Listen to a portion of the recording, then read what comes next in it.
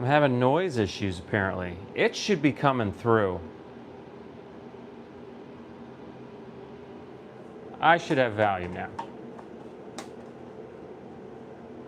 There's no way. I'm seeing it blink. It must be on. Oh, you got it. Oh, excellent. All right, cool. Well, appreciate that. It should be coming through. Okay, awesome. All right. Oh, okay, excellent. Well, I appreciate it. That's very kind of you. I appreciate that.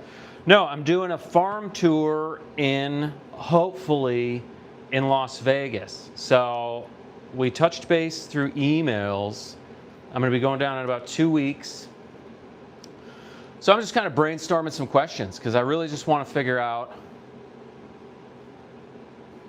Oh, yes, excellent. Appreciate your time.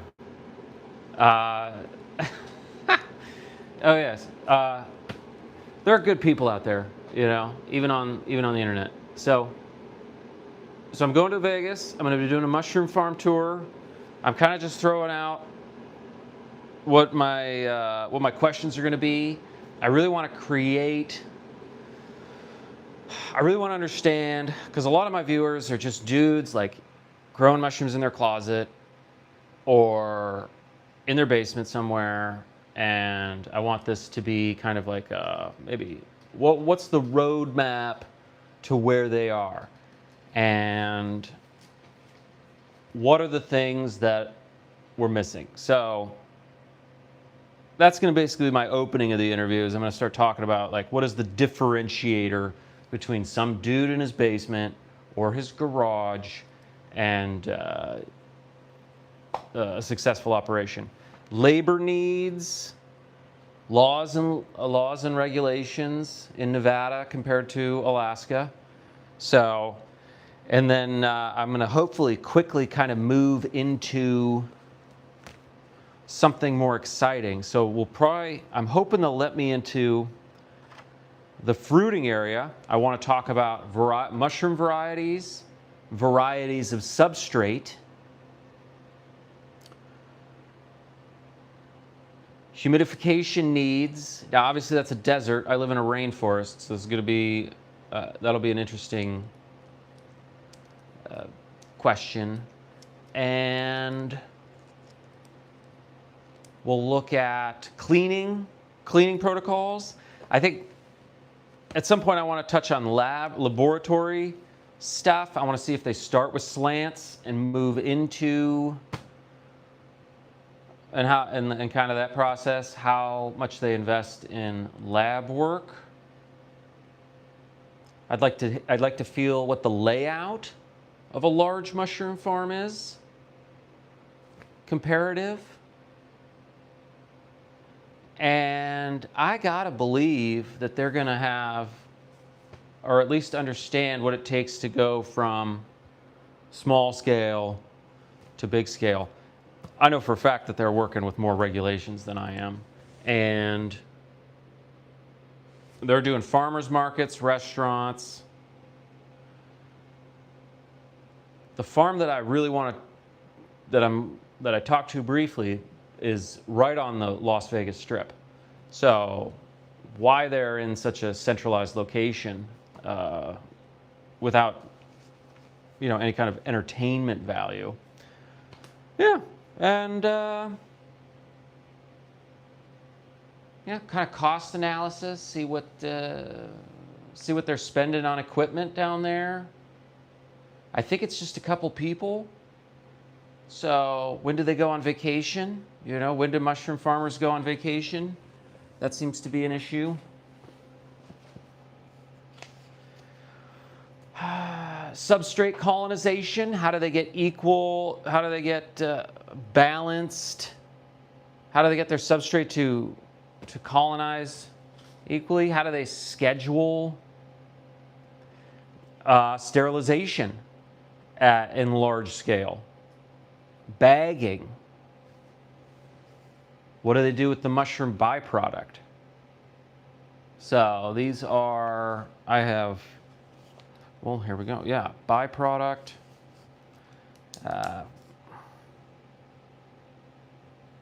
Contamination rates.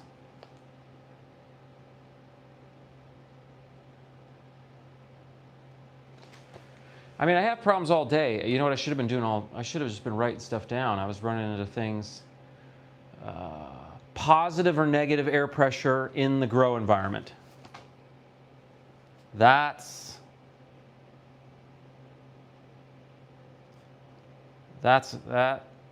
is what I need to know. How much water are they going through? CO2 levels.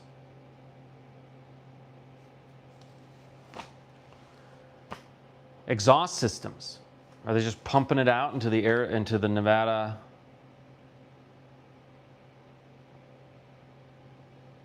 desert? I'm assuming that an HVAC system in the desert would have some sort of air filtration.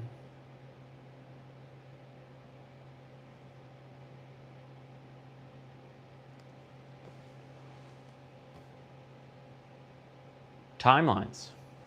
You know, I think that's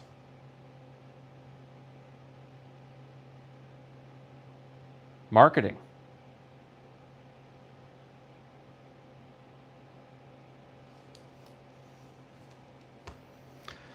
So I'll mull it over. The last email we shared, I was gonna touch base with them about a week or so prior, and that's coming up. So we'll see. I think I kind of envision I'm going to make this kind of necklace. I'm going to make this Ace of Spades necklace. So just to give the video some pop, and then I'll have kind of an opening line. I'll do a lot of post-production, so I'll do a lot of city shots. I might go downtown Vegas and see if I can get like a street performer to mess with me, and I'll videotape it.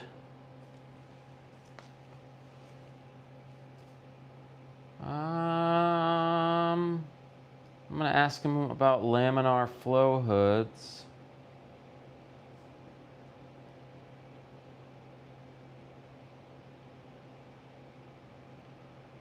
I'll see what kind of pressure, what kind of sterilizer equipment they use.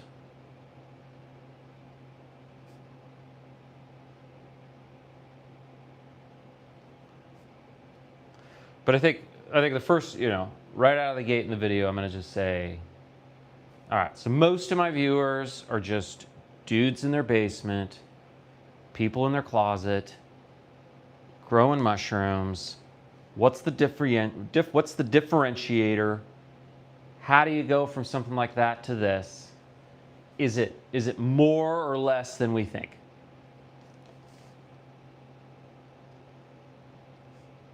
That is it. Is it more or less?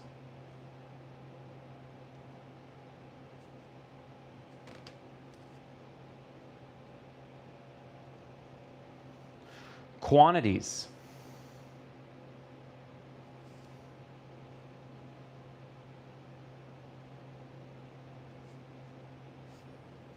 And then, I'd like to know what their favorite, Boy, I don't even have anybody in here anymore. Well, I've lost.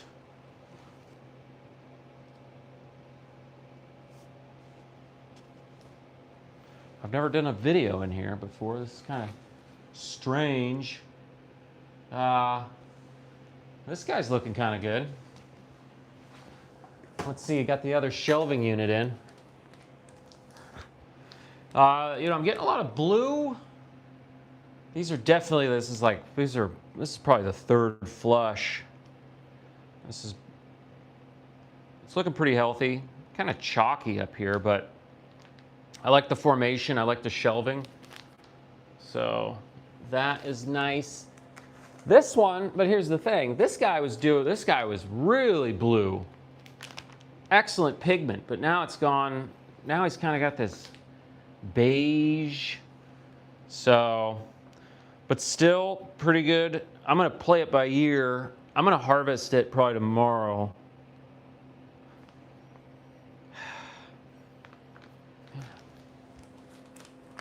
Let's see. So these were these were still in the old tent. The reishi's looking kind of strange, but this is not the right substrate for reishi. So if I get that mushroom tour, what is that thing up there? I will ask them about various substrate variants that they have. So I had the humidifier on. I think the exhaust system kicked on there for a minute. All right. Yeah, but essentially, so the categories of my discussion when I go to take the tour, I'm in an opening, kind of ask more big ticket items. I want to start touching on their lab work and how far they go with that. And everything smells like substrate. And then quickly into environmental, where I want to look at positive and negative air pressure needs, CO2 exhaust, water consumption, water sterilization, the HVAC system. You know, is there an air intake? Contamination rates, contamination protocols, cleaning protocols on a mushroom farm that's larger. I want to see what kind of, I want to see their laminar flow hoods. I want to see how they sterilize. I kind of want to know how they move around the space. You know, is it concrete floors? Are there different areas designated? The business questions that I want to ask them are, you know, labor requirements, laws and regulations, marketing strategies. When does a mushroom farmer go on vacation? I still want to go on vacations, but I'm finding it very challenging to time everything. I have this giant calendar. So, scheduling. That seems like such a simple thing, but and I'll find out about how many people work there. So I'm really hoping they were very open to the idea of me taking this tour. So, but that was a month or two ago. So I'm going to be following up. Water, you know, like the humidifier is my biggest enemy, and I think, you know, how do you clean the water in there? Is it some sort of light system? Do you just buy all distilled water? You know, and I live in Sitka, Alaska. We have great water, but if you go to some place like Las Vegas, I mean, their water was probably I could venture a guess that it's not that great. So, yeah. And it all kind of goes back to the idea. It's like, all right, what does it take for a dude in his garage to grow mushrooms on a large scale? And because I have so many viewers who are working, you know, trying to pull this off in their shed. They're in their closets. They're in the garage. And, you know, I'm getting there, but it was more than I thought. Let me pull this one down. And I don't want to stay in this tent for too long because the CO2 will start getting up again. So, I mean, yeah, okay, so I like the shape. I like the shape that I'm getting here. Like, that's a nice cascading mushroom set, okay? Bodies look pretty good. It's not too leggy. Not a lot of die-off.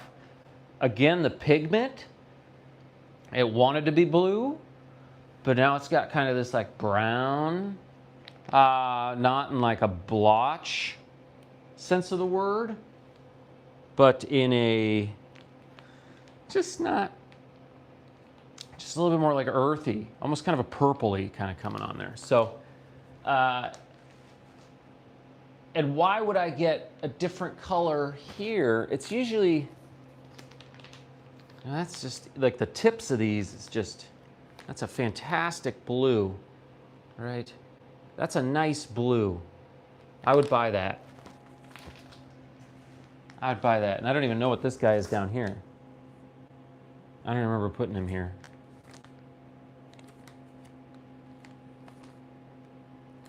It's looking a bit sus. So, to borrow the euphemism. But that's where I'm at. So in a couple weeks, hopefully I'll be taking a tour down south. I kind of want to do this more. I'm going to be in Houston Christmas time. So I'm going to try to email a guy down there and see if he'll let me take a tour of his mushroom farm. My parents live in Colorado Springs, so I'm also going to try to reach out to that region and see. I figure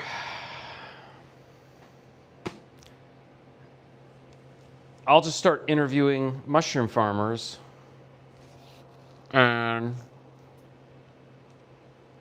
see what they have to say about the biz. So things are going well. I cleaned the garage today and I'm setting up the new humidifier. I've got about 12 bags in the incubation chamber. I'm actually going to slow those down. I will be moving them in when I get back from the trip. I'll probably get a batch of rye grain berries sterilized here in the next couple of days. So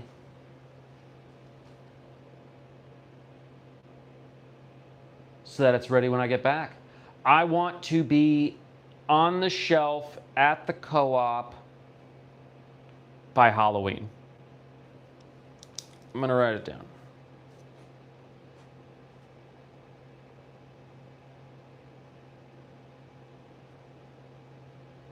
I want to be on the shelf at the co-op by Halloween. Ooh, that's tight. That's gonna be.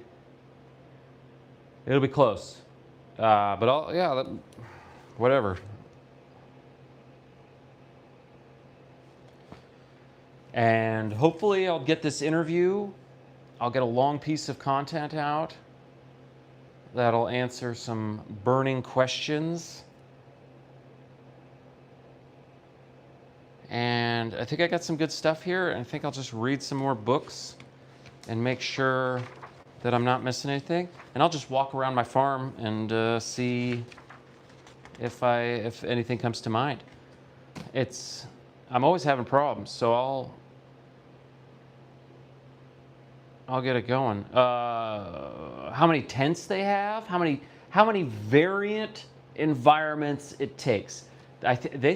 I looked at their menu. I think they make something like 15 different mushroom varieties. So how many different substrate recipes do they have? How many different environments do they keep these in? Lighting. I didn't even think about it.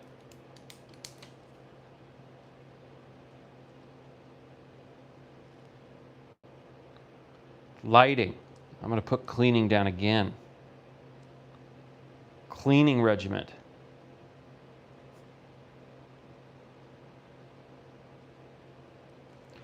And then I'm hoping to kind of not make the interview completely businessy as well. I'd like to kind of come back and visit and ask them, like, well, how do you like doing this, right? I mean, it's like, favorite part, favorite customer. I guess that's not, they don't want to alienate anybody, and the right answer is farmers markets. So, and I think they'll be at it. So I'm hoping to get some good farmers market footage. I don't spend a lot of time down in places like Vegas. I'm thinking I'll see if I can get a street performer to mess with me so I can have B-roll during the video. And I think I'll just get some good mushroom shots. Refrigeration. Oh, I don't make anything. I have yet to make a sale. So I am looking at I want to be on the shelf at the Sitka Food Co-op by Halloween. I've written it down. So the regulations in Alaska are some of the most lenient in the nation. So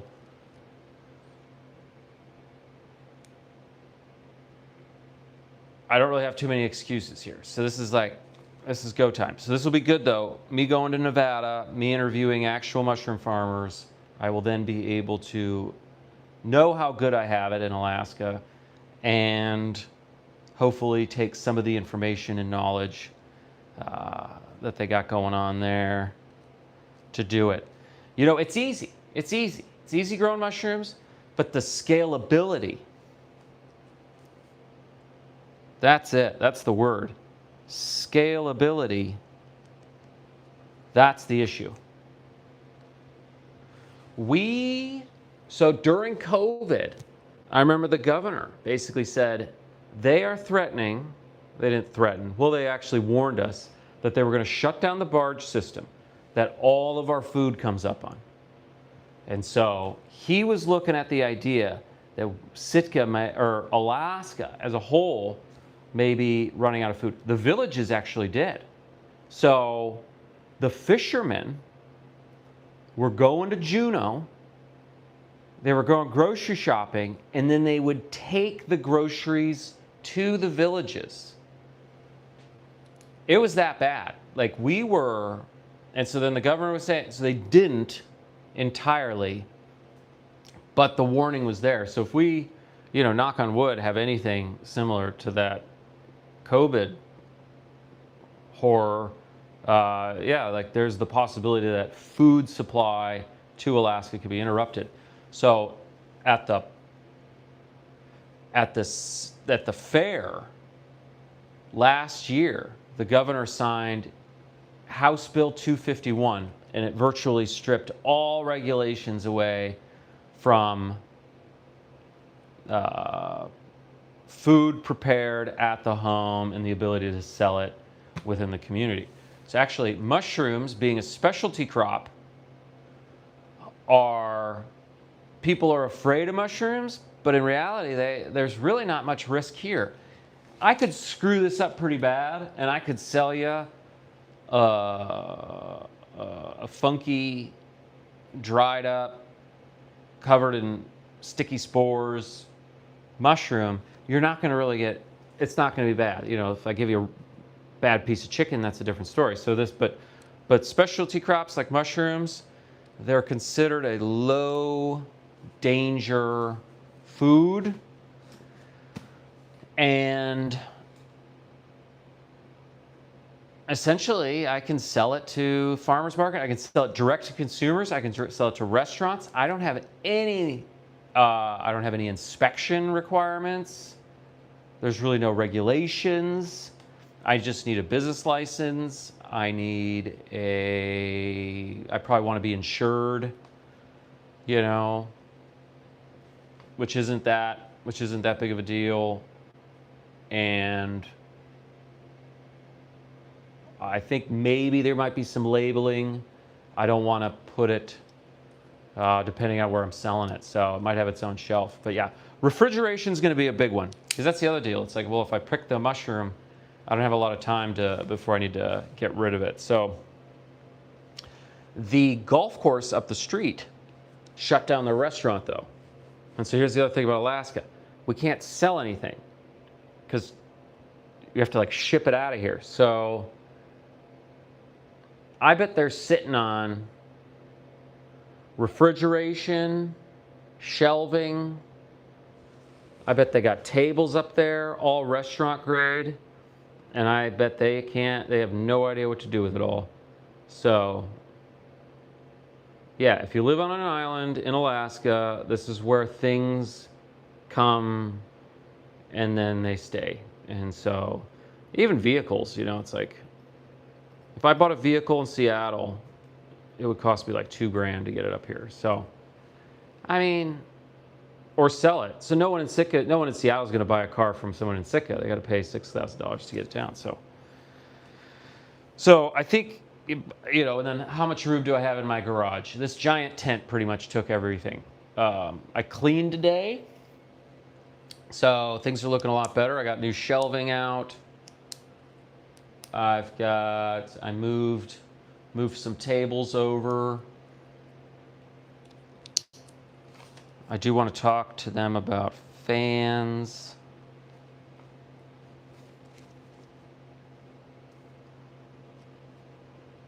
Let's see, what else do I have? Yeah, maybe any kind of, I got a 10 by 10 tent. A 10 by 10. Overkill. I think I could have gone smaller. So, but that's fine. I had a smaller one. I was having CO2 issues.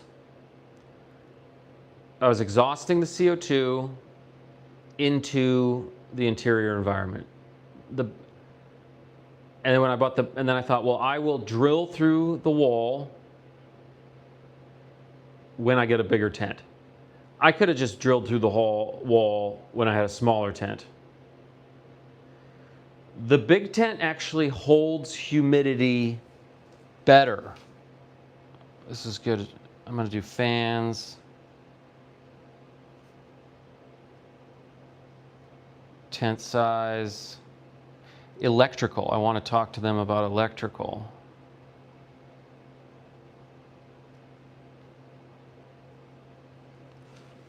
So I'm going to sound.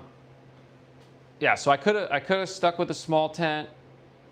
Once I drilled the hole through the garage wall into the outside, then oh, I'm really getting the full experience here. I don't usually hang out in here because I don't want to have the CO2 get too high. It's getting higher, so I don't have too much time. And the humidifier's on, so once this humidifier will be on for a minute here, and then I've got the exhaust system set up, so that'll kick on, and that'll create a really strong negative air pressure. Back to the tail. Once I drilled the hole through the wall in the garage and I was able to set up an exhaust system, that was the game changer. So that made it all possible. It's pretty surprising. If I'm in my garage for a couple hours, the parts per million of CO2 will double. So it'll go from like 700 parts per million, it'll be up to about 1400 if I'm out in the garage for about 4 hours. So the exhaust system's got pretty good pull. I really insulated the garage. I've insulated the attic, the walls are insulated. I insulated the garage door. I insulated the exit here. So I'm a victim of my own success here. I've created a condensed area. I'm setting up. I've got air filtration though. I've got a dehumidifier outside of the tent. So I am nervous about interviewing actual mushroom farmers, although I do consider myself one. I am a mushroom farmer. I think I've got it down. Here, let me show you. These are all like third flushes, but you know, I'm getting a really good blue. These are pretty tiny, you know, but you can kind of get a semi idea of where we're at here. All these bags were in the old tent, so they were part of the entire move. So these poor things. Oh, see, I hear the vent turning on. And it'll close in behind me. But it smells fresh in here. I got good air exchange. And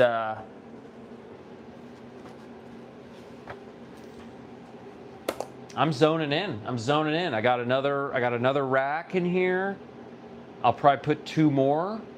And I think then it's going to go to refrigeration. I think that'll be the big problem. and just enough to get me to the shelf of the farmer's market. Our local grocery store is for sale, so that's going to be an interesting. So they could go corporate. If they go corporate, this is such a hippy dippy little town that everyone's going to go to the farmer's market. So, oh yeah, I'm feeling the tent is taut. A lot of pull. I got a 6-inch, something like 145 cubic feet per minute exhaust system. That's actually attached to the Inkbird humidity control system. So whether I want that or not, if I go to 83% humidity, my DIY humidifier clicks on. If I go to 89, the exhaust system turns on. And so I'm kind of banging between 83 and 89% relative humidity in the environment. So, and that's, I don't think, so when I do the mushroom farm tour, those are the small details, like, okay, that I think you forget that you know. And so I bet they're a fountain of knowledge. They've probably just been doing it for so long that they think it's obvious. Yeah, I agree. I thought they were gone. I thought, well, I just kind of kept them in here. Like again, I've been kind of building around it, and yeah, they look good. I mean, the earlier ones, this is probably the most third flushy of them all. Like, look at that. Like, that's a nice set, but it's not a lot. Like, that didn't even have any pins that died. Like, 7 came out, and you get 7, right? So that's a nice. But look at the gill. You know, I mean, look at the under. Like, that's a nice looking mushroom right there. I mean, it's not too leggy. That's just it's got a good. I could go more blue. I could get more blue than that. But that's a beautiful third flush. I'd eat that. I probably will eat it. I think.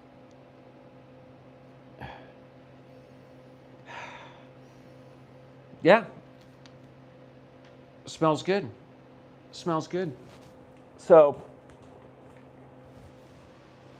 we're almost there. And I said that 3 months ago, but I'm right there. I mean, yeah. No. I had the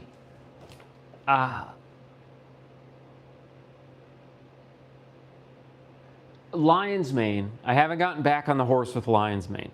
So early on, I had immense success with lion's mane. Gorgeous lion's mane coming out. I wasn't even doing things right. In fact, the more I improved or the more stuff I bought, the worse the lion's mane became. It was like I was overcomplicating things. And then it was like the canary in the coal mine. Then the lion's mane started getting that blotch and everything started falling apart. So I haven't had a good lion's mane flush crop in quite some time. So blue oysters on par. Reishi up here, it's growing. I need to optimize the substrate. And so that is another good question. Is there ink on my hands? What am I touching something?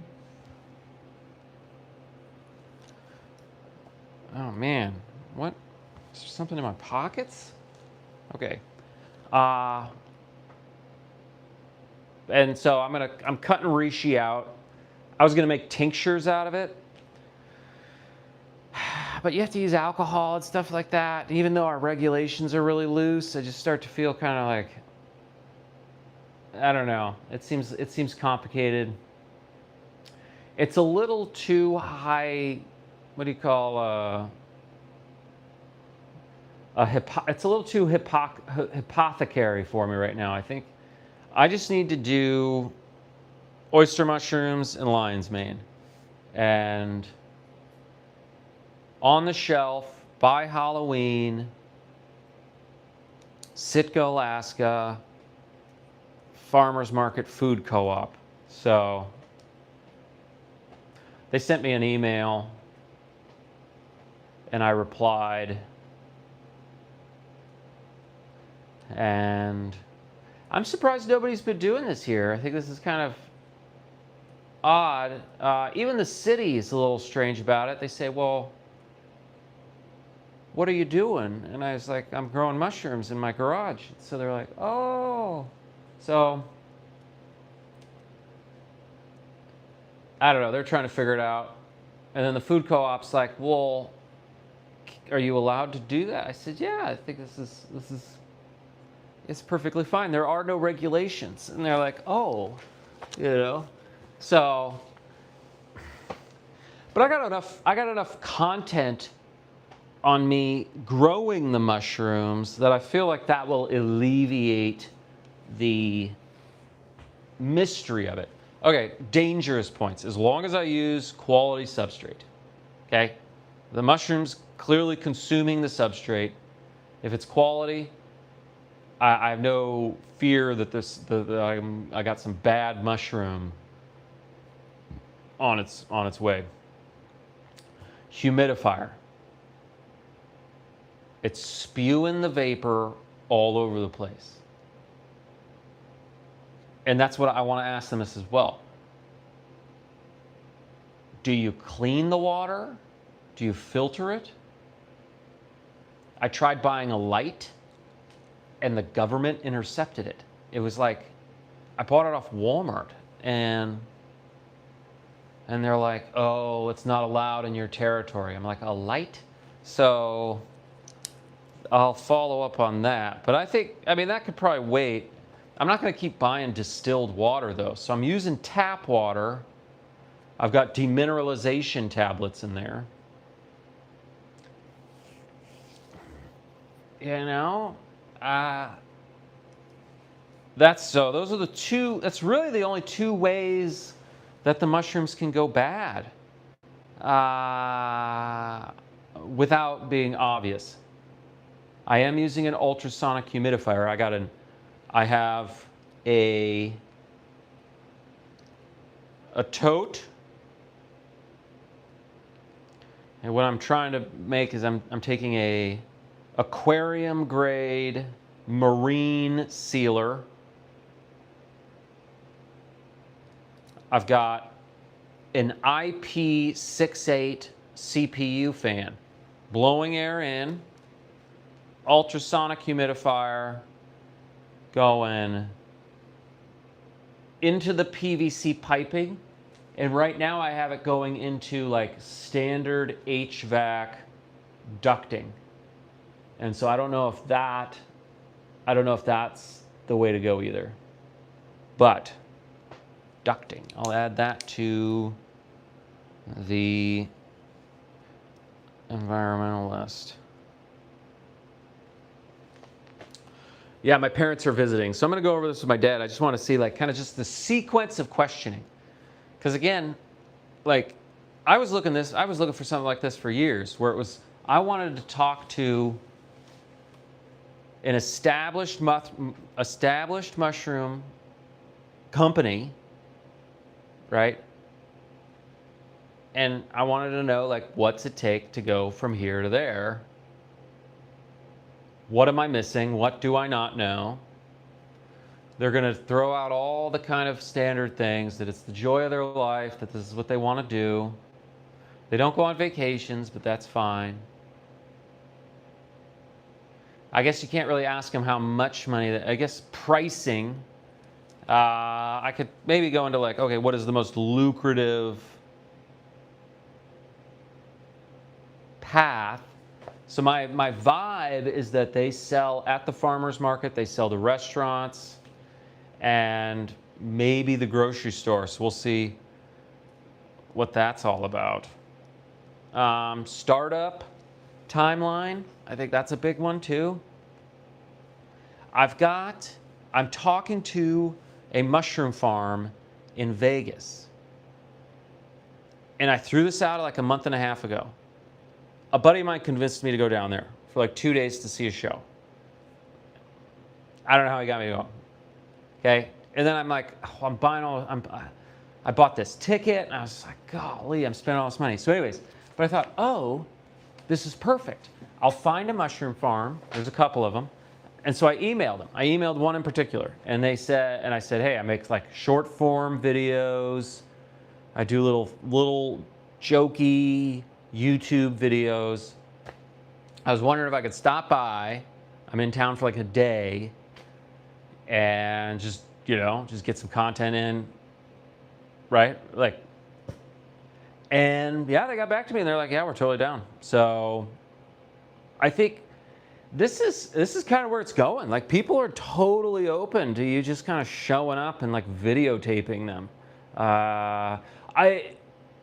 Well, again, they told me that I have to get back to them. So now we're getting closer to the date.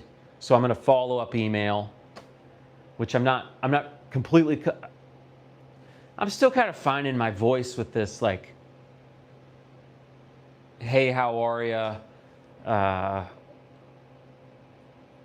I want to take pictures of your mushrooms thing. And I don't want to sound too robotic and too machiny, but then I'm also going to Houston, Texas in December. So I'm going to do the same thing. I got another guy. I did that. I know. I just feel like it sounds too perfect. Too perfect. It's just too curated. I feel, and to be honest, I don't know what to expect. Like, so these are pretty established mushroom farmers. I'm kind of like, all right, is this going to be some, are these strange people that made it work? Are these like very intelligent agricultural business people? Are these kind of weirdos that kind of like wanted to grow mushrooms? I don't know. So this will be big. I bet it's a mixed bag. And so here's my take. I'm going to do mushroom farm tours wherever I go. This is the dream. Okay, so, and then I will take whatever knowledge I obtain from these tours, and I will bring them back to my garage and implement the strategy. So I'm very excited. So I need to go to bed. I got my parents in town. I got to get up in the morning and go entertain and be with them, maybe go for a hike.